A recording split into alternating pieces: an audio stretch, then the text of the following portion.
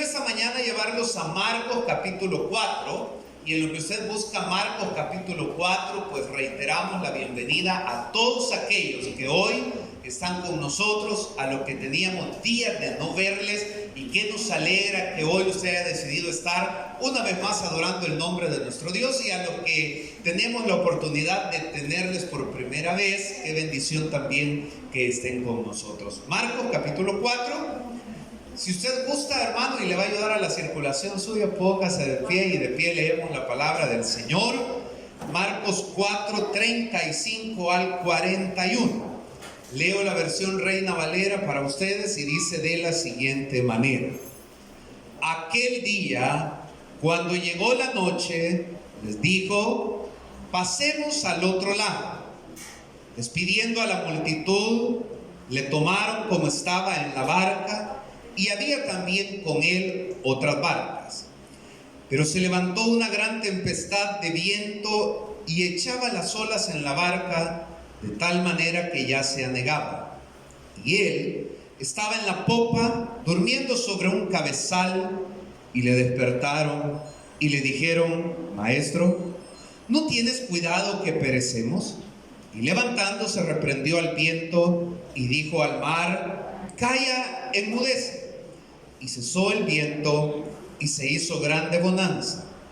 Y le dijo: ¿por qué estáis así amedrentados? ¿Cómo no tenéis fe? Entonces temieron con gran temor y se decían el uno al otro: ¿quién es este que aún el viento y el mar le obedecen? Pueden tomar su asiento, hermanos. Vamos a hablar esta mañana bajo esta idea central: cómo tener paz en medio de la tormenta. Cómo tener paz en medio de la tormenta. Hablaba estos días con algunos muchachos, no de nuestra iglesia, sino ahí donde damos clase en el Instituto Bíblico, y por una materia en específico teníamos que ver unos casos y reparábamos en el hecho de cuán importantes son que a través de los medios institucionales se hacen simulacros para que las personas puedan estar preparadas cuando llegan los acontecimientos verdaderos, sea que haya un incendio, un desastre natural como un terremoto. En las playas hoy en día se hacen también en el contexto de posibles tsunamis o inundaciones.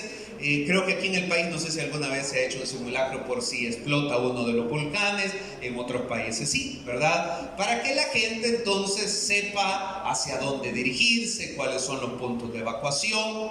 Creo que algunos de ustedes, cuando han entrado a alguna empresa en especial, ven toda la señalización que por normativa hoy es necesario tener, ¿verdad? Y ahí usted va a ver que dice salida de emergencia, y hay otros letreros que dicen punto de encuentro, para que las personas sepan hacia dónde deben dirigirse en caso de un siniestro. La verdad que, como lo hemos dicho en otras ocasiones, en los simulacros todo sale bien, la gente cumple el tiempo, porque obviamente, y es más, la gente normalmente, como lo hemos expresado en otras ocasiones, pues va sonriendo, va feliz, porque la gente sabe que es un simulacro, o sea que no está pasando en realidad. Ahora, lo que se espera es que cuando suceda el evento para el que se ha estado ensayando, la gente pueda recordar realmente todo aquello que se le ha enseñado, sepa cuáles son los lugares donde resguardarse, sepan guardar la calma, no salir corriendo y una serie de factores más. Todos los que aquí estamos sabemos que en la vida cristiana se viven tormentas, ¿sí o no? Le llamamos pruebas, le llamamos dificultades, y todos sabemos que en algún momento las vamos a vivir. Por el otro lado, también todos conocemos que Dios nos dice que Él tiene la capacidad de darnos paz en medio de la tormenta. Ahora, el punto de encuentro, la bisagra, es cómo tener entonces paz en medio de la tormenta. Porque así como sabemos que hay paz, también sabemos que hay tormentas. Entonces la pregunta es: ¿cómo logramos desarrollar esa paz que Dios nos puede dar en medio de lo que llamamos dificultades? De ustedes es conocida esta historia, relatada muchas veces en la escuela dominical, en las diferentes clases, en las enseñanzas. El punto principal de esto es que dice que la barca ya se anegaba. Hagamos una encuesta rápido. Levante la mano todo aquel que alguna vez se ha subido en una lancha. Usted sabe cómo se siente ir en una lancha, ¿verdad? Nosotros en cierta ocasión íbamos con mi esposa allá en el lago de Ilopampo en una lancha, y de repente el encargado de la lancha se nos empieza a decir: aquí en los años 80 se hundieron un montón de naves, cayeron unos helicópteros, una avioneta, nunca más se han hallado porque aquí hay un remolino. Y justo en ese momento se viene un fuerte viento y la lancha le hizo así, y todos los que iban ahí en la lancha gritaron. Digo gritaron porque yo no grité. El miedo no me dio para gritar. Ahora, imagínense ustedes lo difícil que es ver que la lancha o el barco se esté anegando. La palabra anegar significa que algo se cubre de agua o algo se llena de agua. Y obviamente si una lancha se llena de agua, obviamente se va a empezar a hundir. Y eso es lo que causa desesperación, temor. Es interesante notar que los discípulos no eran personas ajenas a este ambiente.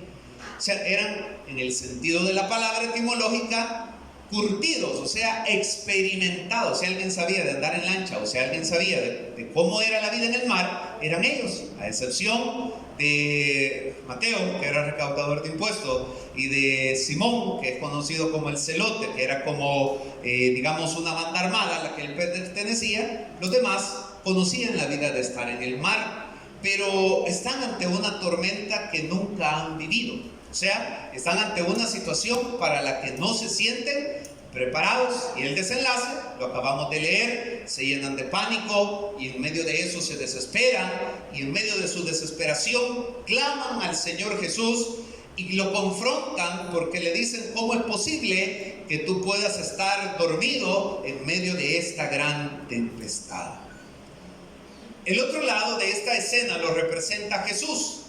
Era pura calma, tranquilidad, seguridad, estaba reposando, estaba descansando. Y cuando Él es confrontado en la angustia de sus discípulos, la respuesta de Él es: ¿por qué estáis amedrentados?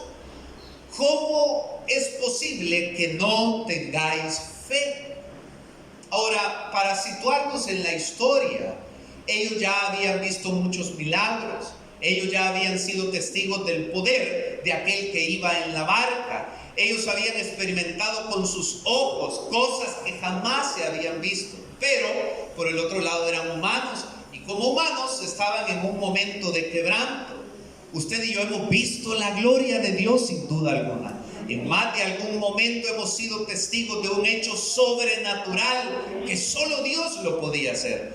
Pero luego somos llevados a otra tormenta en la que no es que se nos olvide, sino que nuestra fe decae porque sentimos que no vamos a poder salir de esa situación.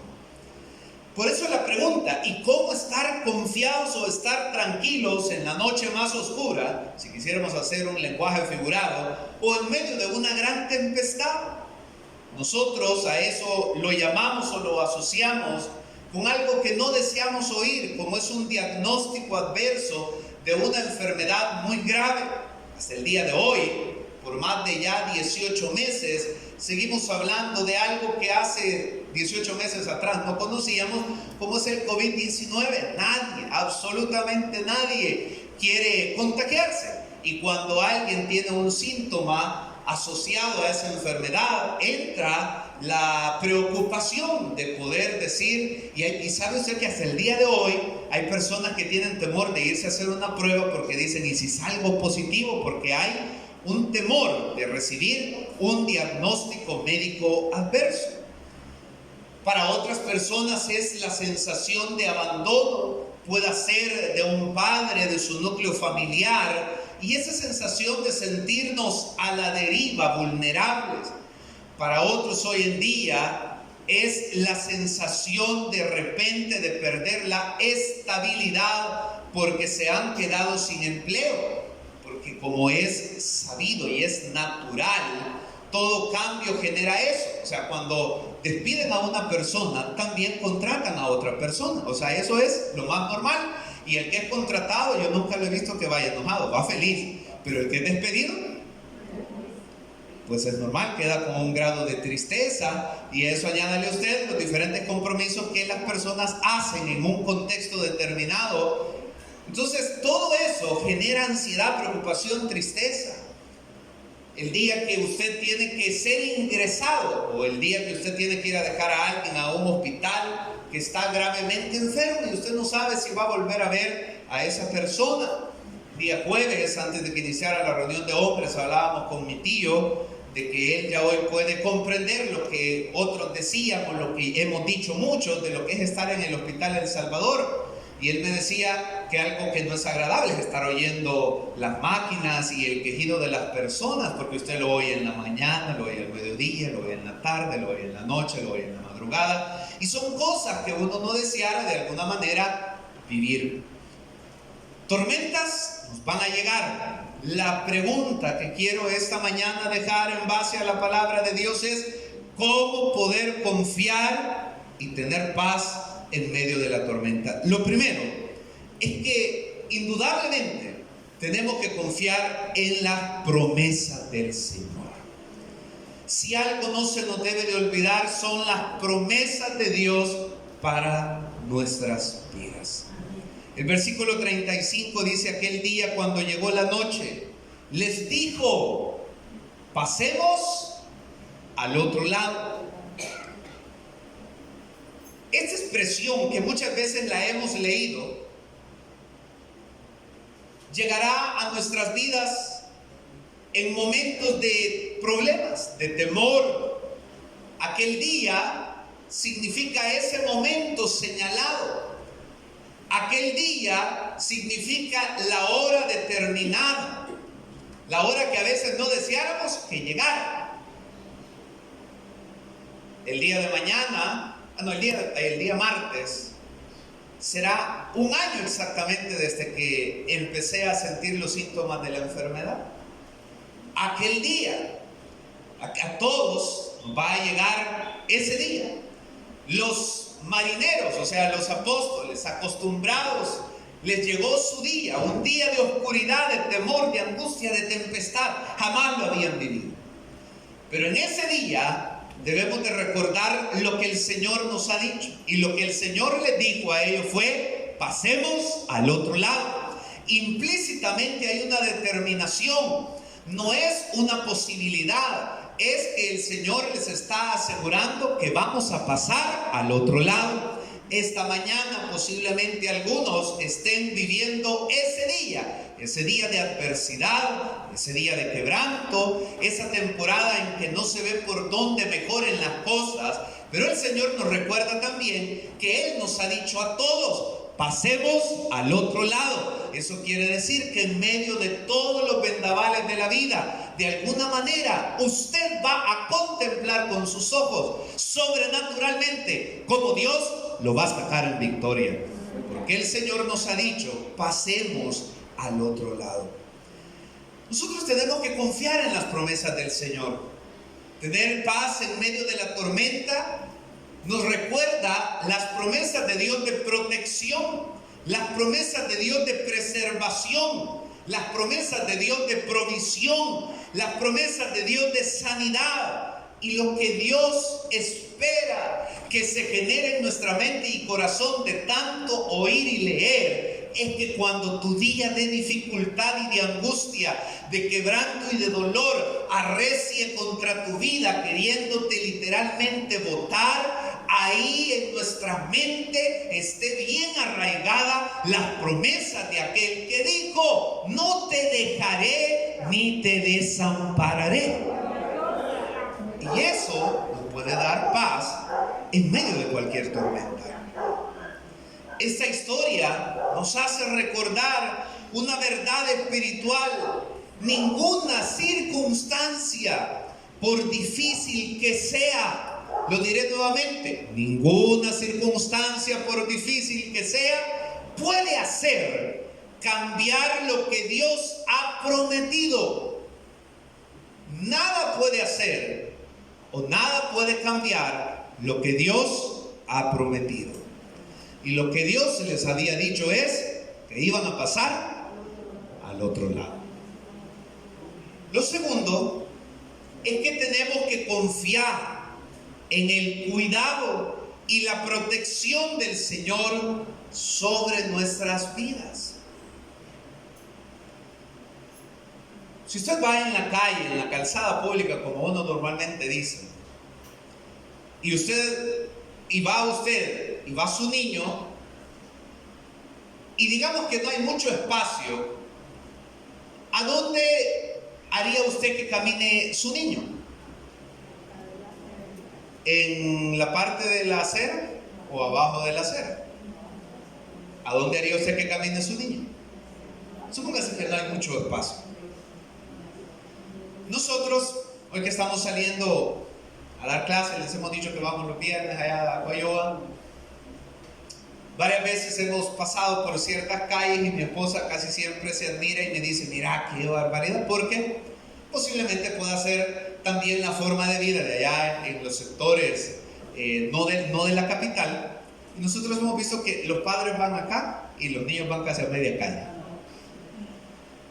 Estoy hablando no una vez, sino muchas veces.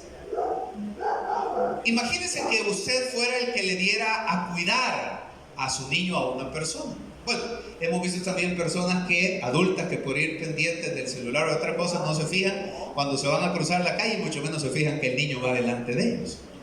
Y así le podríamos señalar una serie de cosas más.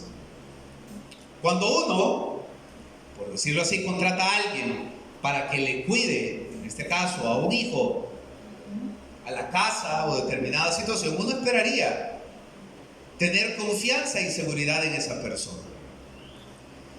Nosotros debemos de tener confianza en el cuidado y en la protección del Señor sobre nuestras vidas. No le voy a decir que levanten la mano porque no es necesario, pero piense usted, ¿cuántas veces usted, por mucho si usted es cuidadoso y amorosa y responsable, cuántas veces se le cayó su niño que tanto quiere? Y ahí de repente solo se oía un llanto ahí. No vaya a ser que se le caiga ese niño a otro, que de usted sale todo lo que hay dentro. Pero cuando se le caía a usted, es la naturaleza humana, es normal, es natural. Y hay algunas cicatrices que algunos tenemos no porque nos hayamos golpeado por nuestra cuenta, sino que nuestros padres nos golpearon sin querer. Ahora, hay gente muy cuidadosa, eso no lo podemos negar, y hay gente bastante descuidada, que tampoco lo podemos negar. Pero usted y yo debemos de confiar en que el que nos cuida en ningún momento se descuida de cada uno de nosotros. La Biblia dice: no se adormecerá ni dormirá el que guarda a Israel. Y dice el versículo 37-38: pero se levantó una gran tempestad de viento, habla como de un remolino, y echaba las olas en la barca de tal manera que ésta se anegaba, y él estaba en la popa durmiendo, y le despertaron y le dijeron: maestro, ¿no tienes cuidado que perecemos? Ese fue el reclamo, la angustia, el grito de desesperación. Ellos estaban luchando y humanamente haciendo todo lo que estaba en su capacidad para tratar de sobrevivir a una situación que superaba sus capacidades, destrezas, conocimientos en alta mar. Fue hasta algo chocante, si quisiéramos decirlo así, ver a su maestro dormido. Ellos esperaban quizás verlo también, al igual que ellos, luchando para sacar el agua, pero lo ven dormido, y ellos entonces le hablan a él y le dicen: Señor, perecemos, ayúdanos, haz algo. Muchas veces nosotros nos sentimos en la misma situación, en medio de una batalla, cuando no hay una salida, cuando estamos en medio de una situación, como se dice, que tiene un nudo ciego y no sabemos cómo ese nudo se va a poder deshacer, y ahí, de lo más profundo del alma, surge un grito de abatimiento, esperando que Dios pueda hacer algo en favor de nuestras vidas. Pero la contraparte es la respuesta del Señor Jesús. Es el hecho de la confrontación del Señor hacia nosotros. El Salmo capítulo 28, versículo 6 dice: bendito sea Jehová, que oyó la voz de mis ruegos. Jehová es mi fortaleza y mi escudo. En él confió mi corazón y fui ayudado. Por lo que se gozó mi corazón, y con mi cántico le alabaré. Jehová es la fortaleza de su pueblo y el refugio salvador de su ungido.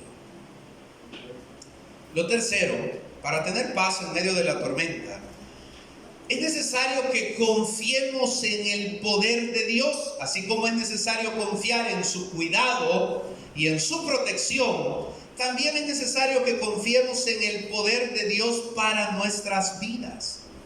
El versículo 39 dice: y levantándose, reprendió al viento y dijo al mar: calla, enmudece. Y cesó el viento y se hizo grande bonanza. Los teólogos debaten sobre esta orden del Señor Jesús, y la conclusión más viable, o las dos conclusiones más viables, es: si era un evento climatológico natural, Él es el que pone las leyes y Él tiene dominio sobre las leyes naturales. Y si fue un evento movido por el enemigo, o sea, por Satanás, entonces Él también tiene control y dominio sobre toda hueste de maldad. Así que sea de una forma o de otra, aquí lo que se muestra es la soberanía de Dios. Porque la palabra que da Jesús al viento y al mar es: calla y enmudece. Estábamos hablando de un contexto, de una orden específica ante una necesidad que iba a hacer que los discípulos pudieran perecer. Si nosotros asemejamos eso a nuestra vida diaria, no podemos negar que hay ataques del enemigo contra nuestra vida, contra nuestra salud y contra nuestra propia familia. Uno de los ejemplos que tenemos en la palabra del Señor es la vida de Job, y ahí usted va a ver cómo Satanás pide permiso para poder atentar contra los bienes, la familia, los recursos, la economía y la misma salud de Job. Pero también usted y yo debemos de recordar que el Señor es más poderoso que cualquier fuerza espiritual o natural que pueda estar afectando nuestra vida. Nosotros, hermanos, a diario vamos a ser llevados a esos extremos de quebranto, y ahí necesitamos recordar que Dios tiene control y dominio sobre todas las cosas. Segundo de Crónicas 32 dice lo siguiente: esforzaos y animaos, no temáis ni tengáis miedo del rey de Asiria, ni de toda la multitud que con él viene, porque más hay con vosotros que con él. Con él, con el rey de Asiria, está el brazo de carne, mas con nosotros está Jehová nuestro Dios para ayudarnos y pelear nuestras batallas. Y el pueblo tuvo confianza en las palabras de Ezequías, rey de Judá. Con él, con ellos, está el brazo de carne, mas con nosotros está Jehová nuestro Dios.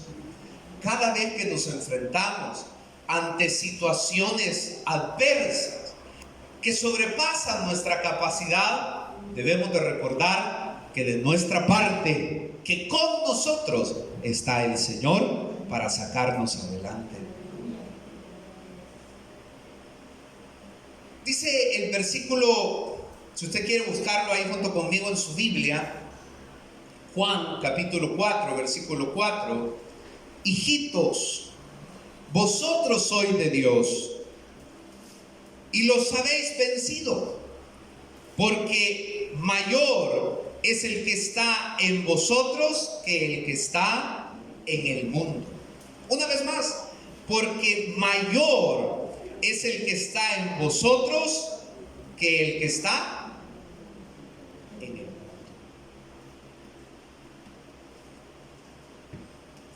Y algo claro: ¿cómo nosotros podemos tener paz en medio de la tormenta? Es poder permanecer siempre en Dios. Repita conmigo: permanecer siempre en Dios. Si algo nos va a dar paz en la tormenta es permanecer siempre en Dios. No dejarnos que las circunstancias nos aparten. Leo para ustedes lo que dice 2 Timoteo capítulo 2, versículo 3. Tú pues sufre penalidades como buen soldado de Jesucristo. Ninguno que milita se enreda en los negocios de la vida a fin de agradar a aquel que lo tomó por soldado. También el que lucha como atleta no es coronado, sino lucha legítimamente.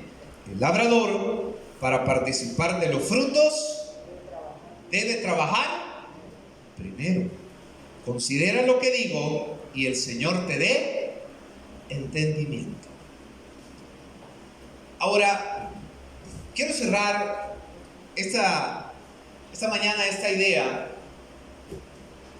Permanecer siempre en Dios. Estabilidad, constancia, fe.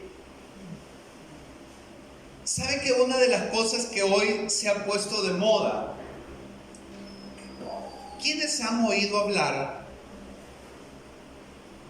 Y no solo hablar, ¿quiénes han leído, visto las noticias de lo que hoy se conoce como las famosas plazas fantasmas? ¿Alguien ha leído o vio noticias sobre las plazas fantasmas? Bueno, no necesito explicar lo que usted ya oyó. Ahora, ¿cuántas plazas fantasmas habrán en la iglesia?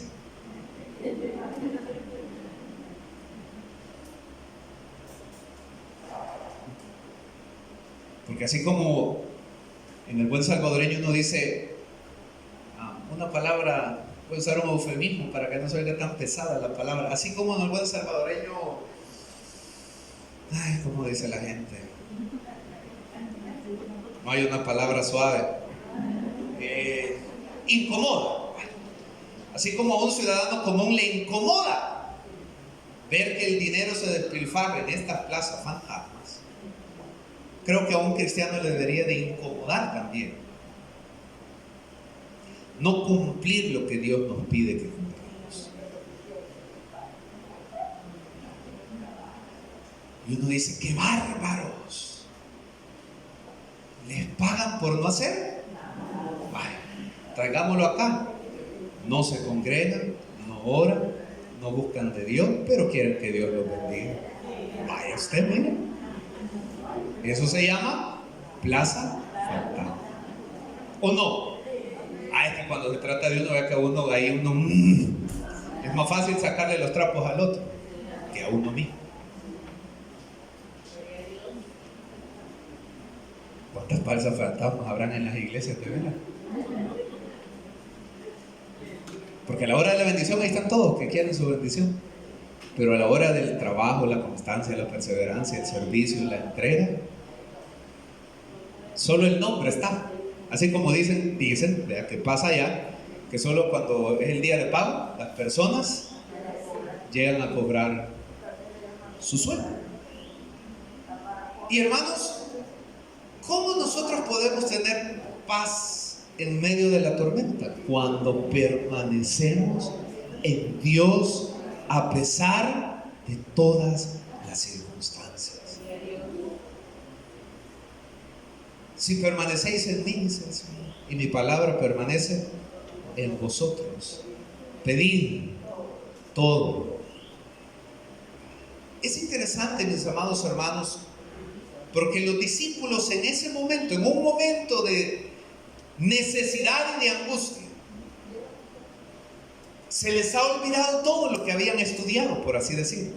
Porque la confrontación del Señor es: ¿cómo? ¿No tenéis fe? O sea, es como decir: han visto, han sido testigos, han andado conmigo, ¿Y cómo es que ahorita su fe se ha venido abajo? Porque necesitamos permanecer en el Señor siempre. Eso habla de nuestra confianza, eso habla de nuestra entrega, eso habla de nuestro amor, eso habla de que Él sea lo primero en nuestra vida. Ahora, al final, tan grande es la misericordia del Señor que usted ya sabe lo que pasó. El Señor le dio órdenes a la naturaleza y la naturaleza le obedeció, y aquí está el registro bíblico del poder y las maravillas de Dios, y al final dice que ellos se quedaron sorprendidos y dijeron: ¿quién es este que hasta el viento y el mar le obedecen? Ese es el mismo que está con nosotros hoy en día, y en medio de nuestras tormentas también Él tiene el mismo poder para sacarnos adelante, pero debemos permanecer en Él por sobre todas las cosas.